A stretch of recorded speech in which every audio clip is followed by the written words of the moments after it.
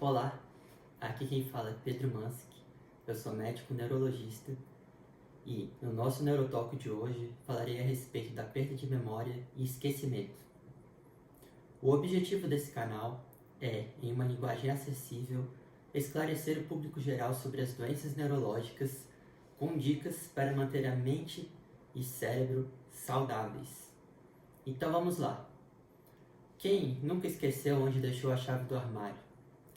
Quem de vocês aí nunca esqueceu uma luz acesa ou um item na lista de compras do mercado?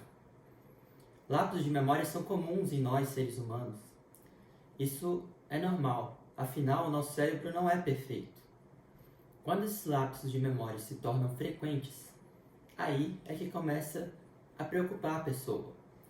E é muito comum que nós, neurologistas, recebamos nos nossos consultórios pessoas com queixa de memória, esquecimento, muito preocupadas. E a principal preocupação que leva o paciente ao consultório qual que é? É aquela, será que é um início de Alzheimer? Um mal de Alzheimer? Uma demência? Será? Então, muito comum. Contudo, muitas vezes a perda de memória não é secundária ao mal de Alzheimer. Ela pode ser secundária, principalmente em pessoas mais jovens, a problemas sociais, problemas psicológicos, problemas psiquiátricos e outros. Então, nesse vídeo, eu vou tentar esclarecer exatamente isso. Quais são as causas da perda de memória? Existem outras causas que não são o mal de Alzheimer para a perda de memória.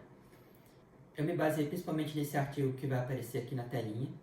E é claro que na minha experiência pessoal também, e tudo em uma linguagem acessível para que você que está assistindo ao vídeo entenda certinho o que é perda de memória e quais as causas de perda de memória. Então a primeira coisa, como eu já disse, nosso cérebro não é perfeito, nosso cérebro é incrível, é uma máquina formidável e complexa, mas ele é sujeito a várias falhas. Então é normal que todos nós, em algum momento, a gente vai esquecer alguma coisa. Principalmente quando dorme mal, privação do sono ou tem algum estresse, um dia estressante de trabalho. Isso aí realmente pode levar à perda de memória. E é totalmente normal. Olha só que interessante esse dado. Um estudo realizado na Holanda, com milhares de pacientes, de pessoas, na verdade, pessoas saudáveis, entre 25 e 50 anos. Dessas pessoas saudáveis e jovens, cerca de 30% se consideravam esquecidas. E dessas que se consideravam esquecidas, mais ou menos 50% delas estavam muito preocupadas com isso. Então você imagina que mesmo que as pessoas saudáveis, sem nenhuma alteração cognitiva, têm queixas de memória. É muito prevalente. Nos países desenvolvidos, como Inglaterra, Estados Unidos, a pessoa que tem essa preocupação, ela pode procurar inicialmente um médico da família ou o clínico geral. O médico da família ou o clínico geral vai fazer uma triagem, vai ver se tem algum problema menos grave. Se ele achar que pode ser um mal de Alzheimer ou alguma outra demência, ele vai encaminhar para o Memory Clinics, ou em português, clínicas de memória, que são centros especializados em Alzheimer e outras demências. Só que, mesmo os pacientes encaminhados para esse centro especializado por médicos com suspeita de Alzheimer, menos de 50% deles realmente vão ter alguma demência. Então, para você ver que a queixa de memória, na maioria dos casos, não é Alzheimer, principalmente em pessoas mais jovens, a probabilidade de ser Alzheimer é muito menor. E então, não é demência. Se não é demência, o que mais pode causar essa perda de memória? Aqui vai uma lista que vai aparecer na telinha para vocês. Depressão, ansiedade, insônia, hipocondria, um esquecimento normal, hipervalorizado. Como eu falei, nós esquecemos, é normal. E algumas pessoas podem acabar hipervalorizando o que é normal e achando que tem algum problema. Pessoas com transtornos conversivos também podem ter mais problemas de memória e esquecimento. O que é o transtorno conversivo? É o que era conhecido no passado como histeria, que ainda é muito comum na nossa população. Então são várias as causas de perda de memória, como vocês podem ver. Não se restringe só a mal de Alzheimer e outras demências, como demência com corpus de Levy, demência frontotemporal. Todas essas causas que eu falei, que não são demências, elas são classificadas por alguns estudiosos, principalmente da Inglaterra, como distúrbios cognitivos funcionais, ou perda de memória funcional. Então, esse nome grande e complicado quer dizer o seguinte: não existe um problema realmente da memória do cérebro, não existe atrofia, não existe lesão na memória do cérebro. O que existe é que a queixa de esquecimento é secundária a essas outras doenças, como depressão e ansiedade. E você tratando essas doenças, você vai, consequentemente, melhorar da perda de memória e do esquecimento. É uma coisa reversível. Então, como que dá para diferenciar uma perda de memória por esses problemas que a gente chama de funcionais de uma perda de memória por demência? Existem algumas dicas que o médico neurologista consegue fazer essa diferenciação. Por exemplo, nos distúrbios cognitivos funcionais, os pacientes que vão ter esse problema, eles estão muito conscientes de que eles têm esse problema. Eles sabem e descrevem em detalhes a perda de memória deles. Descrevem o dia que eles perderam a memória, a situação que eles perderam a memória. Tem uma riqueza de detalhes e uma preocupação grande desse paciente com isso. Enquanto os pacientes com o mal de Alzheimer e outras demências não estão tão preocupados e conscientes assim de sua perda de memória. Eles podem se referir de uma maneira mais vaga à sua perda de memória. Quem mais nota, na verdade, são os familiares e os amigos do paciente com suspeita de Alzheimer, e não o paciente em si que vai notar. É claro que, com o passar dos anos, o nosso cérebro vai se atrofiando, vai diminuindo de tamanho e murchando. Isso é normal em todos nós, é uma coisa normal da idade. Faz parte do processo natural de envelhecimento. Com isso, as pessoas de mais idade, elas esquecem um pouco mais que as pessoas mais jovens. Elas podem esquecer mais o número de telefone, porque entrou em uma sala, porque esqueceu um encontro marcado. Mas, mesmo assim, é considerado normal, processo de envelhecimento normal.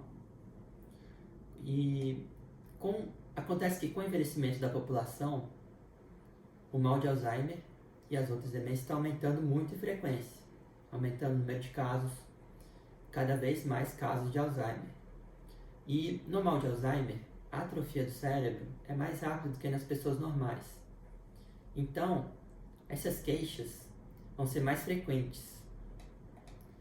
E qual é o local acometido por atrofia no cérebro que leva ao mal de Alzheimer? O nosso centro da memória no cérebro se chama hipocampo. Ele fica no lobo temporal e ele se parece com um cavalo marinho. Hipocampo vem do grego e quer dizer cavalo marinho. Aqui está a imagem do hipocampo. Vocês acham mesmo que isso parece um cavalo marinho? Eu tenho as minhas dúvidas.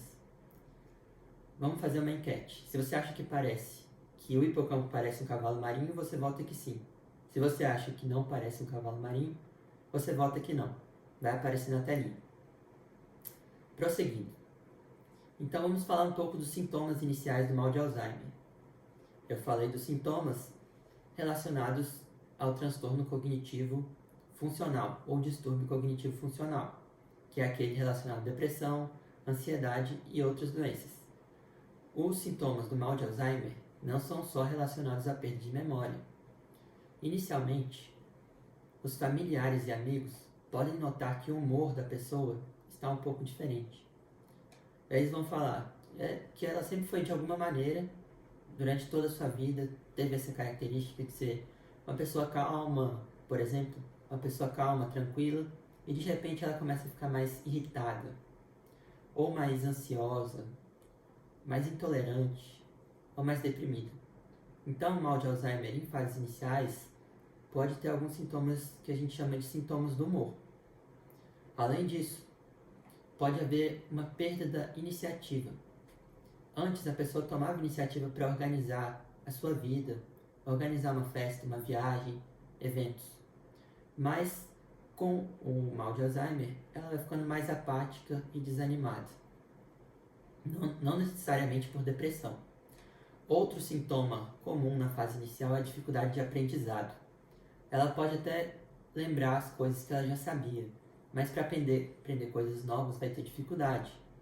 Então, aquela pessoa mais idosa que tem dificuldade em mexer no computador, dificuldade de aprender as coisas novas, isso é um sintoma do mal de Alzheimer. Mas claro que não é isoladamente, tem que levar em conta todo o global. E a memória? A memória, em geral, são memórias recentes, coisas que aconteceram nas últimas horas, nos últimos dias. Então, o paciente com mal de Alzheimer não vai lembrar o que comeu no café da manhã, o que conversou há pouco, alguma data comemorativa, algum encontro marcado. E, diferente da perda de memória funcional, que eu falei no início do vídeo, o paciente com mal de Alzheimer vai apresentar esses sintomas de maneira contínua, persistente, consistente, que os familiares e amigos vão começar a notar que está diferente mesmo. E no dia a dia isso vai ocorrendo com uma frequência grande. As pessoas próximas vão notando que ele está repetindo muita conversa, que ele está tendo dificuldade de acompanhar as conversas, às vezes em ver novela. Então, são sintomas contínuos e consistentes. Pode ter uma dificuldade de achar palavras para uma conversa de maneira, como eu disse, contínua. Em geral, no início do mal de Alzheimer, a memória a longo prazo vai estar preservada. Então, a pessoa vai lembrar de coisas que aconteceram lá atrás, há 20, 30 anos, mas não vai lembrar do que aconteceu há um dia. Pode também acontecer dela se perder no caminho, porque ela esqueceu para onde ela estava indo, ou ela esqueceu qual trajeto ela devia percorrer. Então, isso se chama desorientação espacial, outro sintoma do mal de Alzheimer.